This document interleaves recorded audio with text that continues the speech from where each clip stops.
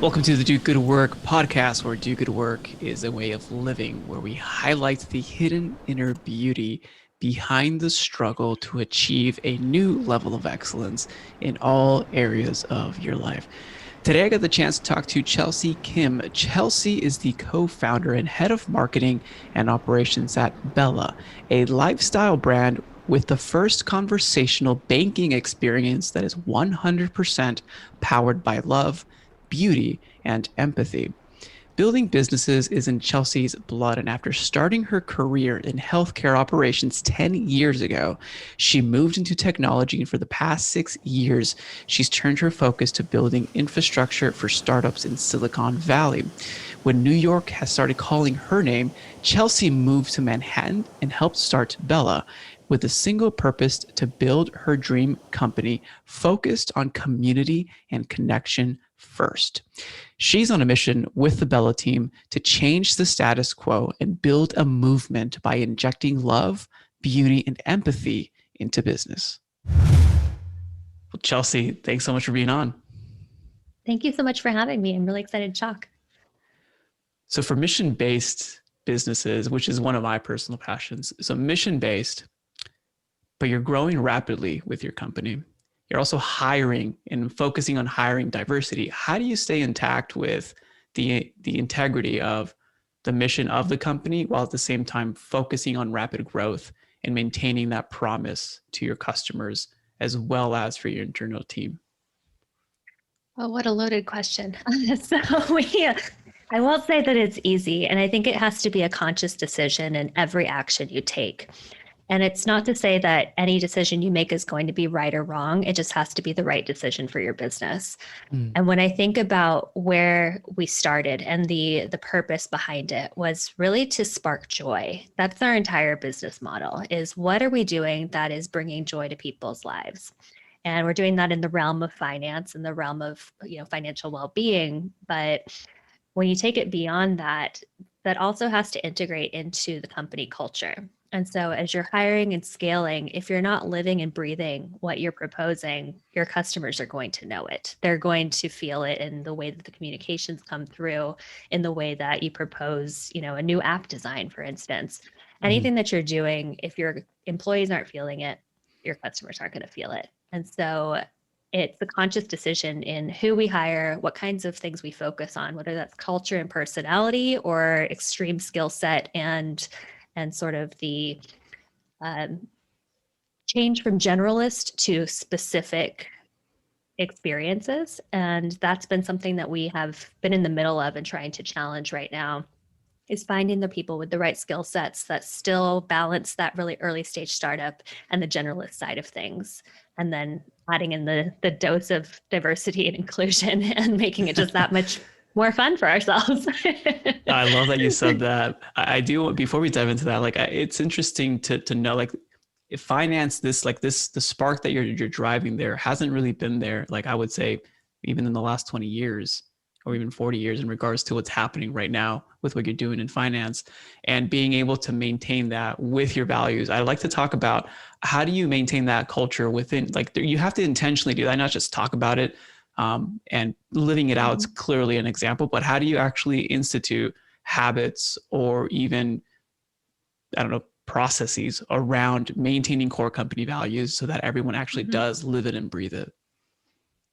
I think it's a lead by example situation. And it's something that we've been very, very fortunate that Will, Angelo, and I, who are the three founders, really truly believe not just in what we're trying to accomplish, but in the ability of everyone to jump into this as well. Mm.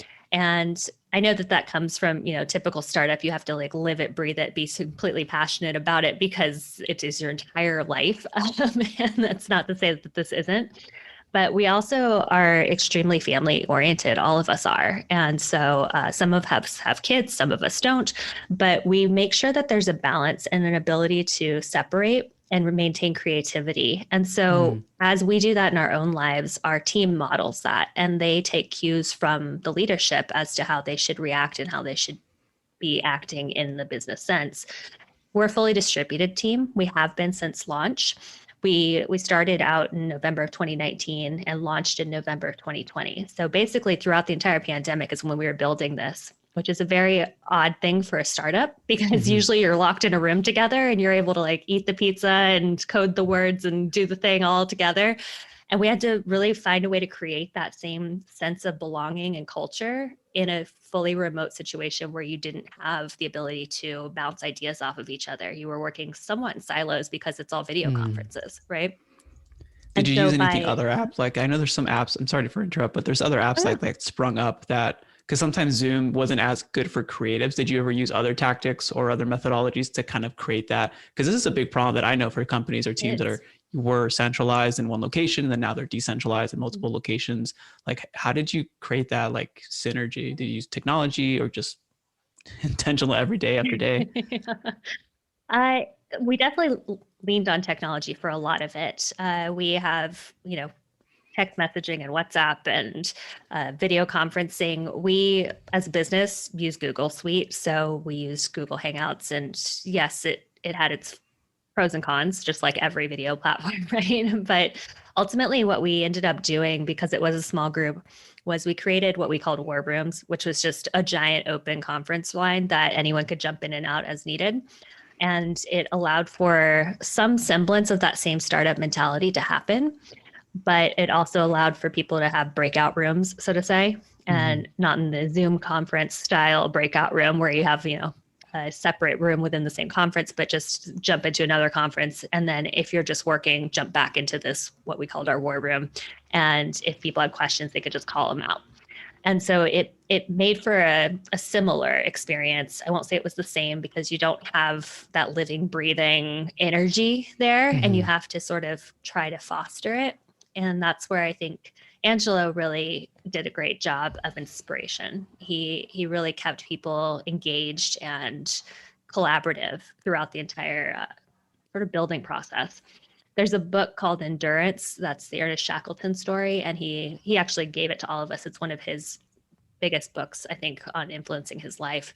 And it's really the idea of a startup is pretty much what that book is about in a sense. It was the first expedition through the South Pole, and how Shackleton chose his crew was not entirely skill based. It was off of culture and Mm-hmm. how they reacted as a group. And that's really how we've built this business is based off of building that culture and focusing on that and how those personalities fit together, how we round each other out, and how we balance each other and challenge each other. And so taking all of those different pieces in, it was it had to create that culture even through that virtual sense, right? We had to be comfortable with each other to call each other out and to challenge and to voice opinions and do all of this to make the best product that we could and to launch as quickly as we did in the mayhem that was happening of Yeah. 2020, right? And so all of those things, I think it really came down to modeled behavior and following suit. And as we brought people in, it was the company culture to do that and to speak up and use your voice. And we made sure that everyone knew that they were brought on for their knowledge and their ideas and their creativity and entrepreneurship. And so no one was no idea was too small. Propose it and let's see if we can do it, or if we can't do it, or if we don't want to do it, we'll have reasons and we talk it out. We don't just flat out say no to something. It's okay, what are the pros cons lists, or if we don't want to do that, why does it not align, so that we can explain and people feel heard. That's really cool, empowering them from the start and then also just setting the stage naturally and using different mediums or tools or tactics to be able to flow through. And I think that's so important. And that's probably like, I mean, being able to do this podcast, and I'm sure you speak with a ton of entrepreneurs as well, is that's, I think, like the hidden untapped energy right now within everyone's company is their Mm-hmm. team. How can we let them shine? How can we let them grow? How can we empower them without like just letting them loose, like without us knowing, right? Yeah. So there is that fine balance, but I think that it's really cool to hear how you were able to do that. Shifting, you mentioned something earlier, and I think this is a huge talking point. Shifting from just hiring or being generalists to hiring and getting specialists within the company? Because I've seen that shift in different companies, different revenue streams and whatnot. But how did you know when to identify that you needed to change? And what were some of the milestones or markers that you were kind of checking your pulse on just to make sure, is this the best time? Is this the right time? Yeah, I think it's a total gut feeling. You have to really be in tune with the business and understanding how things are growing. And for us, it was, I won't say that we did it well, but I would say that because we grew 10x what we thought we would in the time frame that we thought we would. We launched in November 2020, and we only expected really about 5,000 people to sign up to our membership in that first month. It was the last month of the year. It was, right at the holidays. It's a new financial service. Like, who's looking for that at the middle of the, holiday season? It's not Yeah. something that most people are doing, right? So we really, I don't know if we underestimated ourselves or if we just didn't plan how big of a movement this might be. Mm-hmm. But we ended up basically 3xing that in a month. And that meant that our basically 5 to 7 person team was not Yeah. going to do it. The So, support, the servers, yeah. the whole, the whole nine Yeah, I yards. mean, end to end, it was quite surprising to us in a good way, and so that really resulted in us realizing that we needed people who could answer all the questions. Yes, if going to your comment on support, like, you have to understand the product, you have to understand the culture, you have to understand what to do, and you product person, CEO, whoever is answering those support calls because somebody's got to, right? And who Mm-hmm. else to do it and evangelize it than the people who built it? So the generalist side helped there. But as we really got into the process creation, and I'm an operations person, so the logic and the process is near and dear to my heart. Mm-hmm. But but it was very, very evident that we needed structure, because if we didn't have structure, it was going to fall apart. It was a house of cards, right? We built a foundation that was only meant for a third of what we were trying to support. And that meant we had to hyper growth. And to do that, you need people who really know what they're doing in those contexts. And whether or not they've experienced that type of growth, if they know how the structure and the foundation should be built, they can replicate it quickly. And so that was kind of for us the gut instinct of, all right, we far exceeded what we wanted to do, and that was great. But now we need people who really know what they're doing to get this in place. To make it evergreen, almost to the fact that we Mm-hmm. have solidity and then move on to the next stage. Exactly. When you're measuring that or you're looking at like the next best moves as a company, how do you, again, focusing on the integrity of the product. And when I mean integrity, I mean solidity, meaning the promise of the market is the same delivery process and it also aligns with the company mission and values. I think that's what integrity means, wholeness, but focusing on the integrity of the product, the promise of the customers, and also with the team itself growing and the next level that you want to get to. How do you, like, as a mission-based company, how do you align all of that with the business goals and the product and customer goals? I think it goes back to that further comment of conscious decision making on every aspect that you do, right? Mm-hmm. And so you have to be cognizant of what is the core of your business and take it back to every question that you answer has to answer that question. Mm-hmm. And so when you're thinking about the product side of things, does this spark joy is kind of where we come from. Not to Marie Kondo this, but it's really the crux of what we're after, right?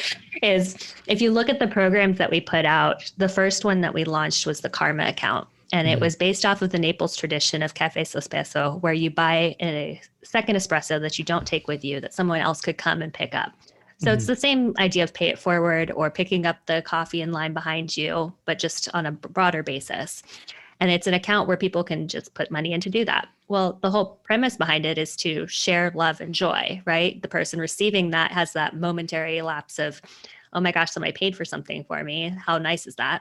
And on the other side of it, it's, I got to pay for something for somebody else that made their day, right? And so when you're thinking about the next products that we're doing, they all have to answer that question. And ultimately, if that's the question that you're trying to answer, it's easy to stay true to your customer base because you have to recognize what is going to bring someone joy. having just a checking account or just a savings account, everyone has checking savings accounts because you have to have somewhere to put your money, right? But when you think about a big bank or even a community bank on the corner, what is the experience that person's after and why are they banking with that bank? Mm.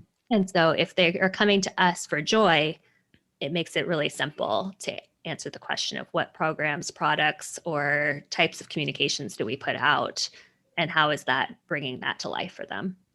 You make it sound really simple, but I love the fact that, I mean, you really do, because when you're focusing on the purpose and the mission, the next steps almost become obvious, right? But when with companies like that I know or worked or seen, like, you know, that what are the goals and are they all aligned with the actual mission? What is the actual mission? Does this initiative just support short-term or long-term goals? Like, it's being able to make that as silly, I mean, as simple as it sounds, like being able to make that discernment process of what's the next best step, aligning towards everything that you're after. Um, well, that's really cool. With what you're doing, what excites you the most for the future of what you're up to? Where this can go. And I say that because we have been surprised at every turn as to what our community is driving us toward Mm-hmm. and the programs that we've been able to develop and the risks we've been able to take with those. I mean, I say risks because when you think about banking and banking services, you don't exactly think about love, tenderness, joy, beauty, all of the things that we stand for. So just getting that off the ground and having the response that we did was a surprise to us. I mean, we knew that people out there believed in this because we did, Mm-hmm. but we didn't know there were so many that would find us so quickly. And if Yeah, you think about how much advertising we have or haven't done, there's a lot of people that don't know about us, but the there's a lot of fact that so ground. many Yeah, have already found us is fascinating to me, and the way that they're driving toward what's important to them and helping us put that into the world and giving us that feedback unsolicited in positive ways is fantastic. And so they are really the ones that are defining where we go and what is important. And so watching what that feedback has been really intriguing, and that's what I'm most excited for as we continue developing this. the customer feedback and even being able to find other opportunities to add on top to what you're doing, right, to accelerate Exactly. that growth. Mhm. Yep. Our most recent program that'll be launching here very, very shortly within this month is we're calling it community initiatives. Mm-hmm. And it's taking that karma account outside of the one-to-one interaction of members and the app and putting it into neighborhoods and communities. And that's Oh wow. because people kept challenging us and saying, what are you guys actually doing? Okay, you have a rainbow debit card, you say you pay it forward, but like, what are you doing for the actual community? And so we said, you're right. It's not something that we haven't thought about, but it's that we didn't know how to do it. So let's create a program. And from basically January until now, 5 months, we have now vetted and keep that promise that anything that comes from us, you can trust, and found initiatives of what we call change makers. These are Mm-hmm. people that are in individual communities creating impact, and they may need $1,000 and they may need $20,000, but it's not somebody who can necessarily write a grant or get funding from a nonprofit or even is a nonprofit, but somebody who Mm-hmm. wants to effectively create positive, permanent change. So now we can support them, and we're going to help our members to take it outside the app and put it into the real world by doing that. And so when I say they're driving it, it's as much them as us trying to find creative ways to work within the banking system to make that possible. And giving away money is a lot harder than you would think it is.